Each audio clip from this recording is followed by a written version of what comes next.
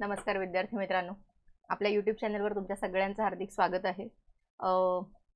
आपल्या चॅनलचे 50,000 सबस्क्रायबर पूर्ण झालेले आहेत आणि तुम्हा सर्व मित्रमैत्रिणींचं मला थँक्यू म्हणायचं आहे तुम्हाला सर्वांना। आणि तुम्ही सर्वांनी जेवढं काही प्रेम दिलेलं आहे आपल्या चॅनलला, सो त्यासाठी तुमच्या सर्वांचे खूप खूप मी आभार मानते। दुसरी गोष्ट की विद्यार्थ्यांना जितकं जास्त मला चांगलं मार्गदर्शन करता येईल तो माझा कायम प्रयत्न असेल की मी विद्यार्थ्यांना जितकं चांगल्या पद्धतीने गायडन्स मला करता येईल तितक्या चांगल्या पद्धतीने मी कायम गायडन्स करत राहीन। ओके, सो आपण करंट अफेअर्स बघत आहोत आणि करंट अफेअर्स आता आपल्याला कंप्लीट करायचं आहे। याच्यामध्ये आपण एक काम करणार आहोत की मी जेवढा काही भाग राहिलेला आहे तो ह्याच सगळ्या एकाच लेक्चरमध्ये आपण कंप्लीट करून घेऊ, कारण परीक्षेला कमी दिवस राहिलेले आहेत आणि त्यामुळे जितकं फास्ट आपल्याला ते कंप्लीट करता येईल सो तितकं आपण कंप्लीट करून घेऊया। ठीक आहे, 50,000च्या निमित्ताने एकच गोष्ट मी तुम्हाला सांगेन कायम की तुम्हाला सर्वांना माहिती आहे की मी जॉब करत आहे। मी STI म्हणून कार्यरत आहे मुंबई या ठिकाणी आणि जॉब सोबत या सगळ्या गोष्टी करणं कशा पॉसिबल होतात तर जेव्हा तुम्हाला एखाद्या गोष्टीची आवड असते तर त्यावेळेस तुमच्याकडून त्या सगळ्या गोष्टी होतात, फक्त तुम्हाला त्या गोष्टीची आवड असणं खूप जास्त गरजेचं असतं। आणि कायम अजून एक गोष्ट कायम तुमच्या लक्षात ठेवा की प्रामाणिकपणे तुम्ही जेवढी काही मेहनत कराल त्याचं फळ तुम्हाला आज ना उद्या नक्की मिळणार आहे। फक्त त्याच्यासाठी तुम्ही किती प्रामाणिक आहात, त्या गोष्टीसाठी किती प्रामाणिकपणे तुम्ही प्रयत्न करत आहात, किती जास्त तुम्ही डेडिकेशन तुमचं आहे त्या गोष्टीप्रती, तर त्या सगळ्या गोष्टी पाहिल्या जातात, त्या सगळ्या गोष्टींचा हिशोब होतो, हे नेहमी तुम्हाला लक्षात ठेवायचं आहे। अजून एक गोष्ट कायम लक्षात ठेवा की एखादा व्यक्ती जो आहे हा म्हणजे आपण जेव्हा आपल्या नेहमीच्या आयुष्यामध्ये आपण बघत असतो तर प्रॉब्लेम इकडे तिकडे प्रॉब्लेम, आपल्याला याला प्रॉब्लेम त्याला प्रॉब्लेम, आपले स्वतःचे प्रॉब्लेम, आपल्या सगळ्यांनाच कायम प्रॉब्लेम असतात, हे कायम लक्षात ठेवा। कोणताच असा व्यक्ती नाही की ज्याला जगात कुठला प्रॉब्लेम नाही, कारण आपण बघितलेलंच आहे, तुकारामांनी लिहिलेलं आहे की जगी सर्व सुखी असा कोण आहे, विचारे मना तुची शोधून पाहे। असा कोणीच नाहीये की जो जगामध्ये पूर्णपणे सुखी आहे। त्यामुळे आपल्याला जे काही प्रॉब्लेम्स येतात या प्रॉब्लेम्सवर मात करून आपण प्रत्येक गोष्ट किती निडरपणे, किती निर्भयपणे आपण त्या गोष्टीला सामोरे जातो, तितकी ती प्रत्येक गोष्ट लहान लहान होत जाते। तुम्हाला आपल्या सगळ्यांना एक हा अनुभव कायम आलेला असेल की जेव्हा आपल्यावर खूप मोठं संकट आलेलं असतं त्यावेळेस आपण खूप जास्त घाबरून जातो, पण 1-2 वर्षानंतर किंवा 1 महिना, 2 महिने, 4 महिने गेल्यानंतर ती गोष्ट आहे, त्या गोष्टीची जी फ्रिक्वेन्सी असते आपण असं म्हणूया, तर ती कमी कमी कमी कमी होत जाते। म्हणजे ती गोष्ट त्यावेळेस सुद्धा तेवढीच असते, फक्त आपण काय करतो त्या गोष्टीला तशा नजरेने पाहत नाही। आणि त्यामुळे कुठलीही गोष्ट जी आहे, कुठलंही संकट असेल, कुठलाही प्रॉब्लेम असेल, हा आयुष्यात तुमच्या कधीच राहणार नाहीये, तो जाणारच आहे।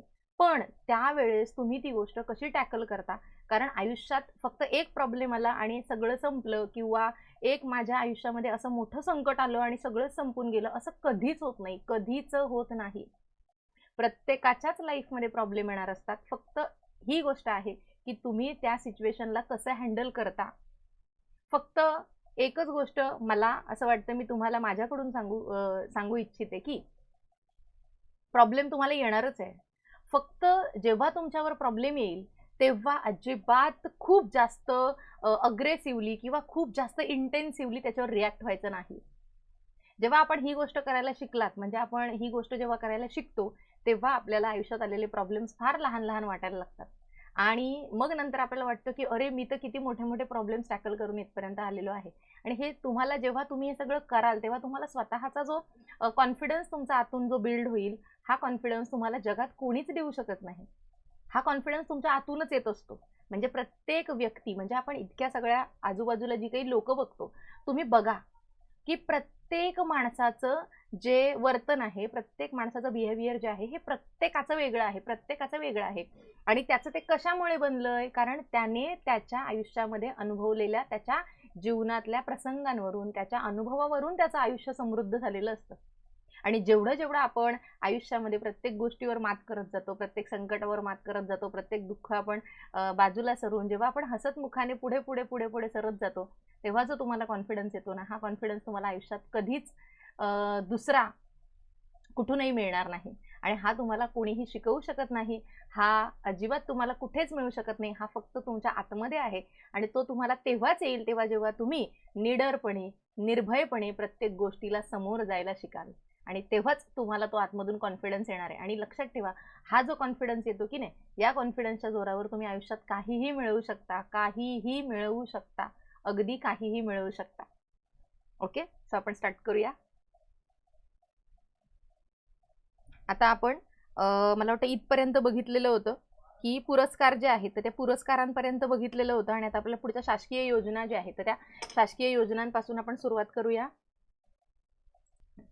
पहिला आहे डिजिटल फूड कूपन प्रायोगिक प्रकल्प आहे. कोणाचा आहे तर तो डिजिटल फूड प्रकल्प जो आहे हा कुपन आपण सगळ्यांना माहिती आहे की गावाकडच्या ठिकाणी आपण रेशनचे जे दुकान असतात त्याला कुपन म्हटलं जातं, बऱ्याच वेळा आपण ऐकलेलं आहे.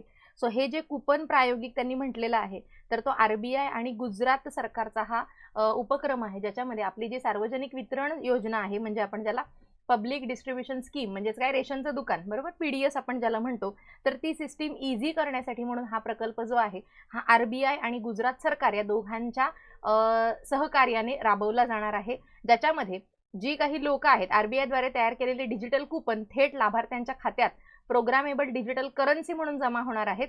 लाभार्थी रास्त भावांच्या दुकानांमध्ये म्हणजे रेशनिंगच्या दुकानांमध्ये QR कोड किंवा कुपन कोड वापरून त्यांच्या हक्काचं अन्नधान्य जे आहे ते मिळवू शकणार आहेत. म्हणजे मला वाटतं त्याला डिजिटल पेमेंट करायला तिथं त्याला सोपं जाणार आहे. अशा पद्धतीचं हे डिजिटल फूड कुपन प्रायोगिक प्रकल्प हा RBI आणि गुजरात सरकारचा आहे. पुढचा आहे भारत विस्तार स्कीम. काय आहे भारत विस्तार स्कीम? आणि विस्तारचा फुल फॉर्म आहे virtually integrated system to access agricultural resources. So हा जो भारत विस्तारचा फुल फॉर्म आहे व्हर्च्युअली इंटिग्रेटेड सिस्टीम, म्हणजे AIचं तंत्रज्ञान आहे. कशामध्ये आणलेलं आहे? To access the agricultural resources, कृषी संसाधनं जी आहे त्या कृषी संसाधनांमध्ये प्रवेश मिळण्यासाठी एक एकत्रित आणि फेडरेटेड डिजिटल परिसंस्था विकसित करायची आहे, ज्याच्यामधून डिजिटल उपाय जेवढे काही आहेत त्यांची व्याप्ती वाढवायची आहे. शेतकऱ्यांसाठी असलेले डिजिटल उपाय, सुलभता असेल, सर्वसमावेशकता असेल तर ते सगळं सुधारायचं आहे. शेतकऱ्यांच्या फीडबॅकसाठी द्विमार्गी सक्षम करायचं आहे, द्विमार्ग संवाद सक्षम करायचा आहे, यासाठीची म्हणून ही विस्तार स्कीम आहे. सो ही विस्तार स्कीम लक्षातच ठेवायची आहे, अतिशय महत्त्वाची आहे. ठीक आहे, कारण कृषी क्षेत्राशी संबंधित आहे आणि त्यामुळे ती महत्त्वाची आहे. आणि तिचा फुल फॉर्म पहिल्यांदा तर आपल्याला पाठ असायला पाहिजे, virtually integrated system to access agricultural resources. Okay, so हा रिसोर्सेस आहे. तिकडे आयोग रिफॉर्म देऊ शकता आपल्याला, तर हा रिसोर्सेस आहे. माझ्या मागे जातोय का शब्द? ओके, हा रिसोर्सेस आहे. पुढचा आहे PM राहत योजना. काय आहे PM राहत योजना? तर ही राहत आहे रोड ॲक्सिडेंट हॉस्पिटलायझेशन ची स्कीम आहे ही. प्रधानमंत्री road accident hospitalisation and assure treatment. प्रत्येक रस्ते अपघातातील प्रत्येक पीडिताला 1.5 लाख रुपयांपर्यंत रोखरहित उपचार जे आहेत, रोखरहित म्हणजे कॅशलेस उपचार जे आहेत तर ते मिळण्यासाठीची म्हणून ही स्कीम आहे. रस्ते वाहतूक आणि मंत्रालय जे आहे आपलं, रस्ते वाहतूक आणि महामार्ग मंत्रालय जे आहे आपलं, तर त्याची ही स्कीम आहे, त्यामुळे ती महत्त्वाची आहे. जर एखाद्या राज्याची असती तर ती इतकी महत्त्वाची नसती, पण कारण ही आपल्या रस्ते वाहतूक आणि महामार्ग मंत्रालय जे आहे आपलं, तर नितीन गडकरी त्यांच्यामार्फत त्यांनी 14 फेब्रुवारी 2026ला तिची घोषणा केलेली होती, आणि त्यामुळे ती लक्षात ठेवायची आहे. अपघाताच्या तारखेपासून 7 दिवसांच्या कालावधीसाठी हे उपचार जे आहेत हे प्रत्येक रस्त्यावरती अपघात झालेल्या व्यक्तीसाठी 1.5 लाखांपर्यंतचा कॅशलेस उपचार जो आहे हा मोफत आहे पहिल्या 7 दिवसांसाठी. हे अतिशय महत्त्वाचं आहे. आणि ज्याला आपण गोल्डन आवर असं म्हणतो, आपण गोल्डन आवर हे बऱ्याच वेळा ऐकलेलं आहे बऱ्याच ठिकाणी. सो गोल्डन आवर जो आहे अपघातानंतरचा पहिला तास, त्याच्यामध्येच त्या माणसाला उपचार जे आहेत ते उपलब्ध करून देणे, ज्यामुळे सुमारे 50% अपघाती मृत्यू जे आहे ते टाळता येतील. कारण आपण बघतो बऱ्याच वेळा की जी काही लोक आहेत म्हणजे ॲक्सिडेंट झाल्यानंतर लगेचच त्या व्यक्तींना जे आहे तर त्यांना लगेचच उपचार मिळत नाहीत, आणि लगेचच उपचार न मिळाल्यामुळे बऱ्याच लोकांचा जीव असतो तिथे, पण बऱ्याच लोकांचा लगेचच उपचार न मिळाल्यामुळे मृत्यू होतो, आणि तो होऊ नये त्या पहिल्या 1 तासातल्या गोल्डन आवरमध्ये त्यांना उपचार मिळावा यासाठी म्हणून ही योजना आहे. PM राहत योजना अतिशय महत्त्वाची आहे, नावामध्ये कळत नाही त्यामुळे ती महत्त्वाची आहे. रस्ते लक्षात ठेवूया, वरना रस्ते. पुढचा आहे पढाई विथ AI उपक्रम आहे. कोणाचा आहे पढाई विथ AI उपक्रम? तर तो आहे हिमाचल प्रदेश सरकारचा पढाई विथ AI उपक्रम, हिमाचल प्रदेश सरकार. ओके, स्पर्धा परीक्षांची तयारी करणाऱ्या विद्यार्थ्यांना AIच्या मदतीने दर्जेदार शिक्षण देणे, ग्रामीण आणि शहरी भागातील शिक्षणातली तफावत दूर करणे यासाठी AI आधारित त्यांचा एक प्लॅटफॉर्म आहे. हा एक लर्निंग प्लॅटफॉर्म आहे जो की NTPC जे आहे, या NTPCने सार्वजनिक क्षेत्रातली जी ही कंपनी आहे तर त्यांनी त्यांना सहकार्य केलेलं आहे. NTPC आपल्या सगळ्यांना माहिती आहे, नॅशनल थर्मल पॉवर कॉर्पोरेशन. तिने 1975 आहे का सांगा मला कमेंट बॉक्समध्ये. त्यांनी आणि हिमाचल प्रदेश सरकार यांचा हा उपक्रम आहे. पुढचा आहे हिमाचल प्रदेश आहे हा आहे. पुढचा आहे बांगलार युवा साथी योजना. कोणाची असणार आहे? पश्चिम बंगालची असणार आहे. तरुणांना आर्थिक मदत करणं यासाठी म्हणून पश्चिम बंगालची ही योजना आहे. पात्र उमेदवार जे आहेत बेरोजगार तरुणांना नोकरी मिळेपर्यंत त्यांना आर्थिक मदत करणं, त्यांना 1,500 रुपयांची, जसं आपल्या लाडक्या बहिणी आहेत तसं 1,500 रुपयांची त्यांना मदत करण्यासाठीचा हा बांगलार युवा साथी योजना आहे. पुढचा आहे नवोधन योजना आहे केरळमधली. राज्यातील पडीक जमिनीचा वापर करून फळबाग व भाजीपाला उत्पादनाला चालना देणं यासाठीची म्हणून ही नवोधन योजना आहे केरळची. नवोधन म्हणजे धन आहे, पण हे धन धनाच्या स्वरूपातलं आहे का? नाही. तर हे धन जे आहे हे कसं मिळणार आहे शेतकऱ्यांना? तर ज्या काही त्यांच्या पडीक फळबागा असतील, जागा जमिनी असतील तर त्या ठिकाणी त्यांनी फळबागा करायच्या आहेत, भाजीपाला उगवायचा आहे, तर त्या भाजीपाल्याच्या उत्पादनाला चालना मिळण्यासाठी म्हणून नवोधन योजना आणलेली आहे केरळ सरकारने. सो नवीन धन कोणाकडे आलेलं आहे? केरळकडे आलेलं आहे, असं लक्षात ठेवा. पुढचा आहे कडधान्य स्वावलंबन मोहीम. कोणाची आहे कडधान्य स्वावलंबन मोहीम? तर ती केंद्रीय कृषी आणि शेतकरी कल्याण मंत्री आहेत शिवराज सिंग चौहान यांनी मध्य प्रदेशातल्या सिहोड जिल्ह्यातल्या अमलाहा इथे देशव्यापी कडधान्य स्वावलंबन मोहिमेचा शुभारंभ केलेला आहे. भारताला कडधान्य उत्पादनात केवळ स्वयंपूर्ण न करता जागतिक निर्यातदार सुद्धा बनायचं आहे. आपल्याला कडधान्याच्या उत्पादनामध्ये आपण डाळी सुद्धा काय करतोय माहिती आहे ना, निर्यात करतोय आपण, सॉरी आयात करतोय आपण. भरपूर सगळं कडधान्य आपण आयात करत आहोत. सो कडधान्य, आणि आपणच नुसतं खायचं नाहीये, म्हणजे जे काही शेतकऱ्यांनी अन्नधान्य, म्हणजे आपण मागच्या वर्षीच्या पेपरमध्ये कंबाईनचा पेपर आपण बघितला, 382 का दशलक्ष टन बरोबर आहे का? 382 दशलक्ष टन सांगा मला. 382.57 दशलक्ष टन बरोबर आहे का? 382.52 दशलक्ष टन आहे की तितकं विक्रमी आपल्या देशामध्ये अन्नधान्याचं उत्पादन झालेलं होतं. इथिओपियाचा प्रश्न आलेला होता, इथिओपियावाला वाक्य चुकीचं होतं. बाकी तृणधान्य आणि वरची जी 2 विधानं होती ती बरोबर होती. करंट अफेअर्स तुम्ही बघताय, प्रश्न बघताय, नेहमी आयोगाचे प्रश्न आहेत हे वाचायची जास्त सवय करा. सो कडधान्य स्वावलंबन मोहीम तिचं उद्घाटन किंवा शुभारंभ कुठून झालेला आहे? तर मध्य प्रदेशमध्ये झालेला आहे. बस. मुख्यमंत्री ग्रामोत्थान योजना. सो मुख्यमंत्री ग्रामोत्थान, सो गावाचा काय करायचं आहे? विकास करायचा आहे. ग्रामीण भागातल्या लोकांना शहरी भागासारख्याच सुविधा ज्या आहेत या सुविधा पुरवायच्या आहेत, आणि त्यासाठी म्हणून गुजरातने ही योजना जी आहे तर ती आणलेली आहे.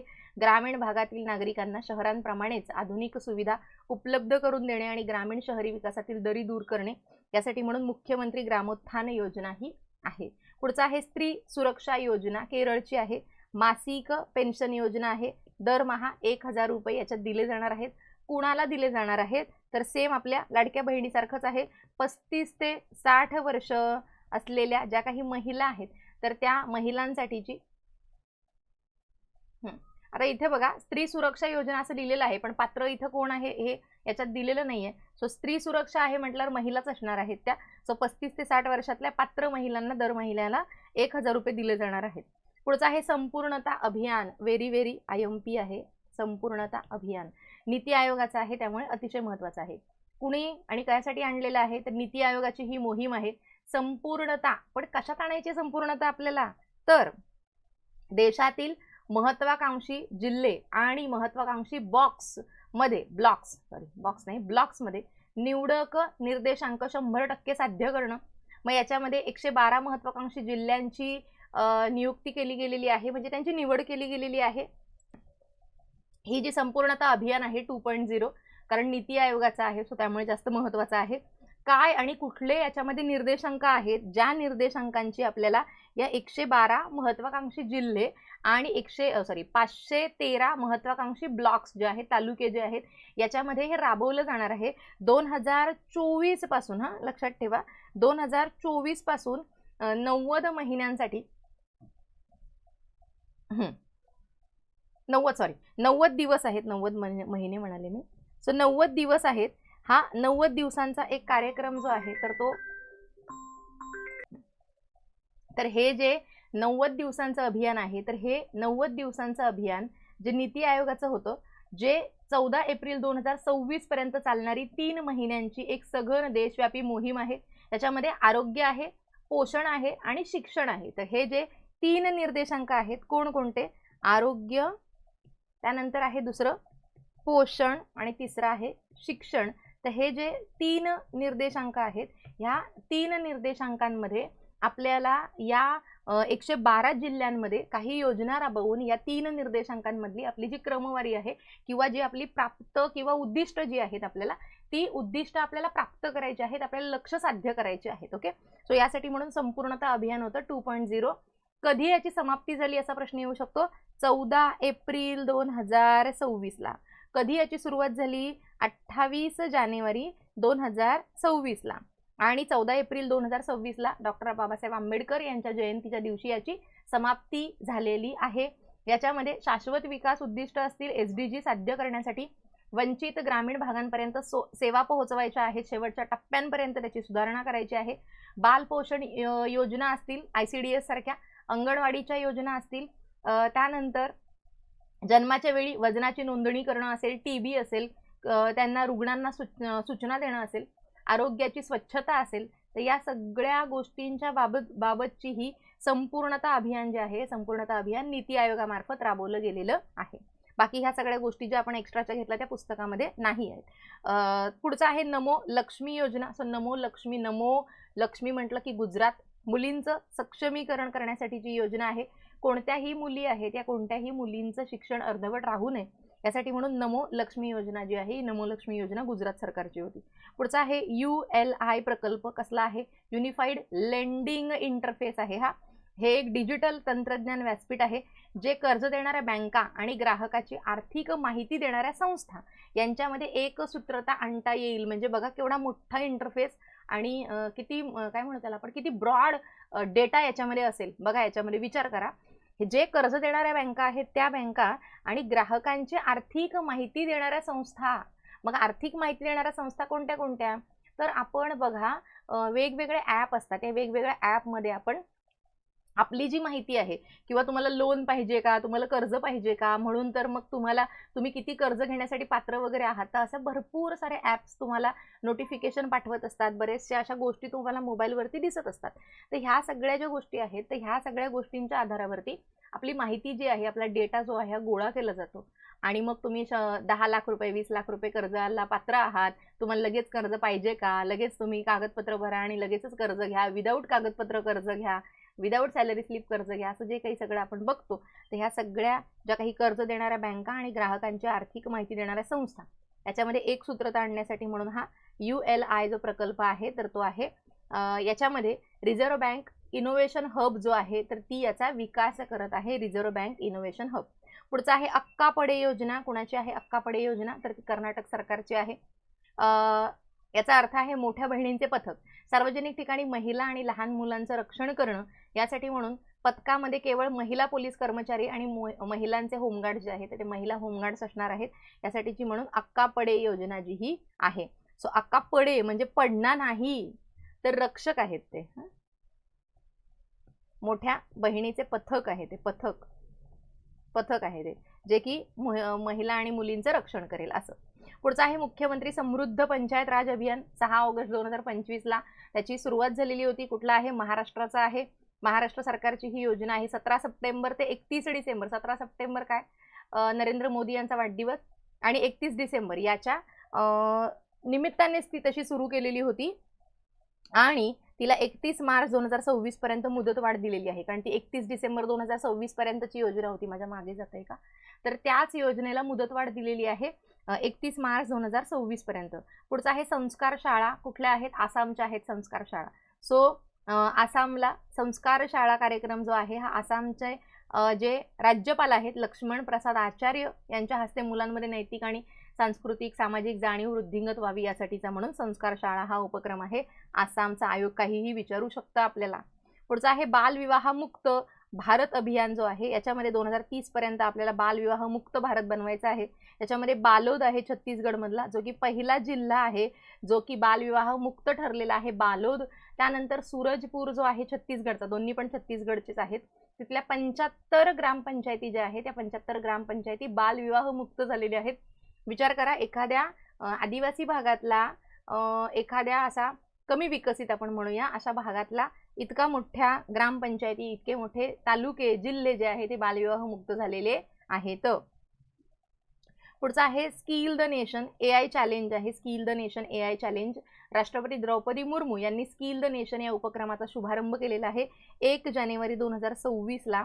याच्या अंतर्गत त्यांनी एक कार्यक्रम आणलेला आहे, अभ्यासक्रम, त्याचं नाव आहे सोर, skilling for AI readiness. So skilling for AI readiness जो आहे सोर, कौशल्य विकास आणि उद्योजकता मंत्रालयाचा, या उपक्रमाअंतर्गत प्रशिक्षण पूर्ण करणाऱ्या विद्यार्थ्यांना आणि संसद सदस्यांना AI प्रमाणपत्र दिली जाणार आहेत. बस तुम्ही हा कार्यक्रम पूर्ण करा, तुम्ही हे टिक टिक टिक बटन दाबा आणि मग तुम्हाला काय मिळणार आहे, तुम्ही AI साठी रेडी आहात, तुमचे स्किल्स वाढलेले आहेत आणि तुम्ही आता AI वापरायला सज्ज झालेले आहात, तुमच्यामध्ये कौशल्य वाढलेली आहेत, तुमच्यातल्या कौशल्यांचा विकास झालेला आहे आणि त्यासाठी म्हणून तुम्हाला प्रशिक्षणाची पत्र जी आहेत, म्हणजे प्रशिक्षण पत्र, सर्टिफिकेट जे आहे ते तुम्हाला दिले जाणार आहेत. सोर लक्षात ठेवायचं आहे, कुणाच्या हस्ते उद्घाटन झालेलं आहे लक्षात ठेवायचं आहे, कधी सुरू झालेलं आहे लक्षात ठेवायचं आहे, अतिशय महत्त्वाचं आहे. पुढचा आहे मार्केट ॲक्सेस सपोर्ट कोणाचा आहे, तर PM आशा जी आहे, प्रधानमंत्री अन्नदाता आय संरक्षण अभियान आहे PM आशा, याच्या अंतर्गत ही जी योजना आहे तर ती ही योजना आणलेली आहे मार्केट ॲक्सेस सपोर्ट. तर काय आहे मार्केट ॲक्सेस सपोर्ट मास, काय आहे हा मास, तर आणि ही जी PM आशा आहे या PM आशाची सुरुवात कधी झाली, आशा 18, तर आशा 18 वर्षांची आहे, असं पाठ करू आपण. सो PM आशा 2018ची आहे. त्यानंतर काय आहे मासची वैशिष्ट्य काय आहेत, तर किंमत समर्थन योजना आहे, जसं की MSP असतं त्या पद्धतीने PSS आहे, ज्याच्यामध्ये डाळी असतील, तेलबिया असतील, खोबरं आहे, यांच्या खरेदीसाठी ही योजना लागू राहणार आहे. जेव्हा बाजारभाव किमान आधारभूत किमतीपेक्षा खाली जाईल तेव्हा सरकार जे आहे सरकार खरेदी करणार आहे त्या सगळ्या वस्तूंची. सो त्यासाठी म्हणून मार्केट ॲक्सेस सपोर्टच्या अंतर्गत मास नावाची योजना आहे. त्याच्यानंतर हमी मर्यादेमध्ये वाढ दिलेली आहे. केंद्र सरकारने राज्य संस्थांना खरेदीसाठी दिलेली सरकारी हमी वाढवून जास्त पैसे केलेले आहेत त्यांनी. त्यानंतर म्हणजे की सरकार जास्तीत जास्त खरेदी करू शकेल शेतकऱ्यापासून, कारण जर MSP पेक्षा जर कमी किमती झाल्या वस्तूंच्या तर मग त्या वस्तू इतक्या कमी भावाला खरेदी करण्यापेक्षा सरकार काय करेल, थोड्याशा जास्त भावाला त्या खरेदी करेल. त्यालाच आपण किंमत समर्थन योजना PSS असं म्हटलेलं आहे. त्यानंतर पुढचा आहे PM आशा. PM आशा जी आहे तर ती 2018ची आहे. मी PM आशाच वाचलं होतं ना. सो ही जी PM आशा आहे तर ती 2018ची आहे. ठीक आहे, मला वाटलं मी थोडं काहीतरी चुकीचं बोलले की काय, नाही बरोबर आहे. आता ही जी PM आशा आहे तर ते आशा अंगणवाडी सेवक सेविका जी आहे तर ती एक वेगळी आहे आणि ही PM आशा वेगळी आहे. ही अन्नदाता आय संरक्षण अभियान त्याचं ते आशा आहे. पुढचा आहे आणि काय आहे PM आशा, तेच शेतकऱ्यांना हमीभाव मिळवून देणे, MSP मिळवून देणे शेतकऱ्यांना, तेच आहे ते. पुढचा आहे युवा सहकारी योजना 2018ची. राष्ट्रीय सहकारी विकास महामंडळ जे आहे त्यांच्या मार्फत नवीन आणि नाविन्यपूर्ण कल्पनांसह स्थापन झालेल्या नवीन सहकारी संस्थांना प्रोत्साहन देणे, तरुण उद्योजकांच्या सहकारी संस्था ज्या किमान 3 महिने कार्यरत आहेत त्यांना दीर्घकालीन कर्ज प्रकार जो आहे, म्हणजे दीर्घकालीन त्यांना कर्ज देण्यात यावं यासाठी म्हणून युवा सहकारी योजना आहे. म्हणजे ज्या सहकारी योजना 3 महिन्यांपेक्षा जास्त कालावधीसाठी चालू आहेत त्यांना काय करायचं आहे, कर्ज द्यायचं आहे. महिला उद्योजकांसाठी NCDCची नंदिनी सहकार ही स्वतंत्र योजना देखील कार्यरत आहे. ओके, सो युवा सहकार समजून घ्या त्याच्यामध्ये. पुढचा आहे अटल पेन्शन योजनेला मुदतवाढ दिलेली आहे 2030-31 पर्यंत.